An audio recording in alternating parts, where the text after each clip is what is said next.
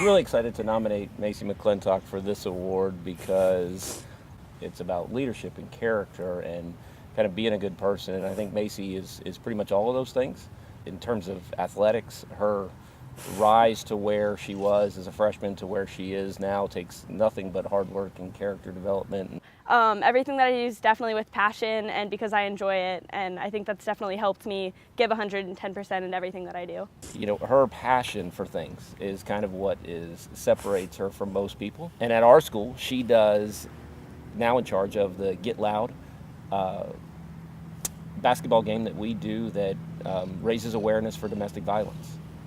And it's one of the biggest events that we host at our school. It was given the grant that the Tampa Bay Lightning do, and it's a very impressive, really cool moving game on January 28th. 25th. 25th. 25th. So every 9 seconds, a woman in the U.S. is domestically beaten or violated. So in honor of that, and that's not really a statistic that a lot of teens know about or are willing to talk about. So each year, it started at Robinson about 4 years ago with a basketball game, and the entire gym is clad in purple and silent for the first 9 points. And then once the 9th point is scored, we get loud and break the silence.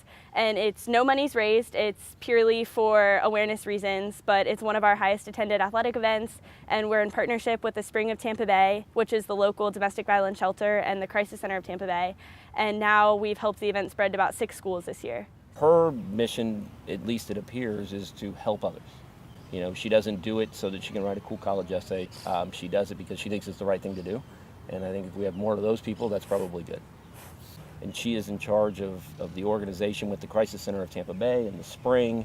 And she's also very involved with March for Our Lives Tampa. And when I say very involved, that would be an understatement of what she does. She was one of the, I think, 2 people that were in charge of the entire event. So the March for Our Lives organization happened after the Parkland shooting, and the group of Parkland survivors came out and said that they were going to organize a big march in D.C., and then local sister marches were organized around the country. We had 15,000 people attend the march. It was crazy. And then after the march, I became the head of March for Our Lives Tampa. So since then, I've organized over a dozen town halls, meeting with politicians, local legislators, and then just teens around Hillsborough County. After school, I'll either have a club meeting or practice. And then after practice, I go home. I normally have about 4 hours of homework at night.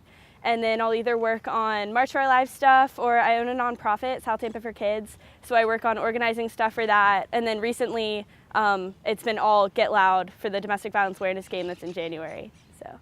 Yeah. I mean, in addition to all of those things, you know, she's an IB senior, great GPA, college apps, you know, trying to figure out where she's going to school. Career-wise, I really want to be a journalist. Erin Andrews has kind of been my inspiration since I was little, so my goal has been to be a sports journalist just like her.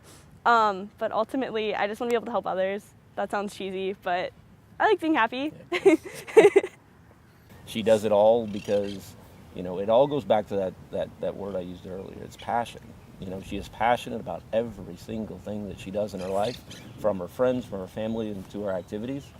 And, you know, that's kind of the way you want to do things. If you're passionate about things, then, you know, you're never working a day in your life. You're just doing it because that's what you want to do.